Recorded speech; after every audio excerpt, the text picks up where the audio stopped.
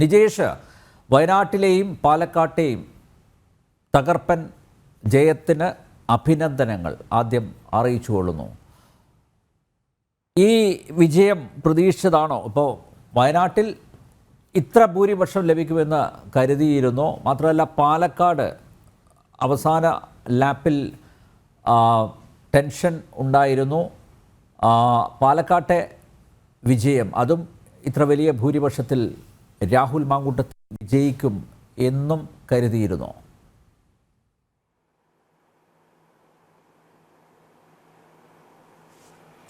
തീർച്ചയായിട്ടും രാഹുൽ മാങ്കൂട്ടത്തിൽ വലിയ ഭൂരിപക്ഷത്തിൽ, അതായത് ശ്രീ ഷാഫി പറമ്പിൽ നേടിയതിനേക്കാൾ വലിയ ഭൂരിപക്ഷത്തിൽ ജയിക്കും എന്ന് ഉറപ്പായിരുന്നു.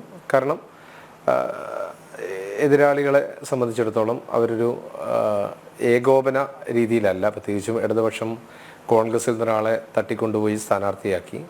BJP സംബന്ധിച്ചിടത്തോളം ഒരു സ്ഥാനാർത്ഥി എന്ന നിലയ്ക്ക് അദ്ദേഹം കഴിഞ്ഞ തെരഞ്ഞെടുപ്പിലും പരാജയപ്പെട്ട ആളാണ്. ഒരുമിച്ചൊരു രൂപമായി നിൽക്കാൻ BJPക്ക് സാധിച്ചിട്ടില്ല. മറുഭാഗത്ത് കോൺഗ്രസ് വളരെ ഒറ്റക്കെട്ടായി ജൂൺ മാസം പകുതി മുതൽ ഈ തെരഞ്ഞെടുപ്പിനുള്ള മുന്നൊരുക്കങ്ങൾ നടത്തിയിരുന്നു. മണ്ഡലം യോഗങ്ങൾ നടത്തി, ബൂത്ത് കൺവെൻഷനുകളും ക്യാമ്പുകളും നടത്തി, 5000-ലധികം വോട്ടുകൾ ചേർത്തി വളരെ സുസംഘടിതമായ ഒരു സംവിധാനമായിക്കൊണ്ട് കോൺഗ്രസ് മാറിയിരുന്നു. കോൺഗ്രസിൻ്റെ ഇലക്ഷൻ മാനേജ്മെൻറ്റ് മാറിയിരുന്നു. സ്ഥാനാർത്ഥിയെ സംബന്ധിച്ച് എതിരഭിപ്രായങ്ങളില്ല.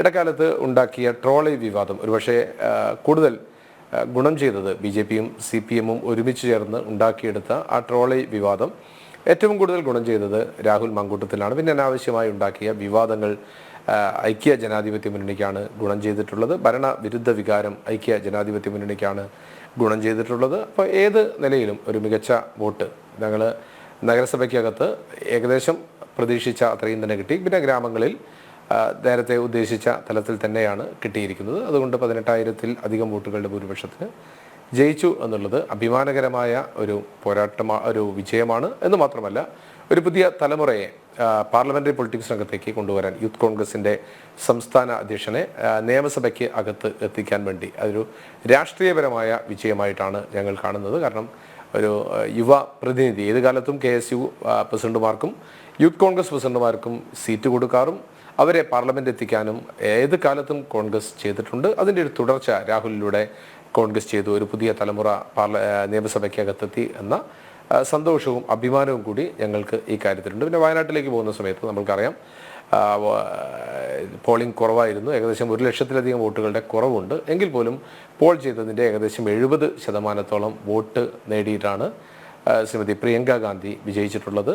എതിർപക്ഷത്തുള്ള സ്ഥാനാർത്ഥികൾക്ക്, ഇടതുപക്ഷ സ്ഥാനാർത്ഥിക്ക് ഏകദേശം 2 ലക്ഷവും BJP സ്ഥാനാർത്ഥിക്ക് ഏകദേശം 1 ലക്ഷവും കിട്ടിയ സമയത്ത് 6 ലക്ഷം വോട്ട്, അതായത് 2 സ്ഥാനാർത്ഥികളെയും കൂട്ടിയതിൻ്റെ ഇരട്ടി വോട്ടിലധികം കിട്ടിക്കൊണ്ടാണ് പ്രിയങ്ക ഗാന്ധി വിജയിച്ചിട്ടുള്ളത്.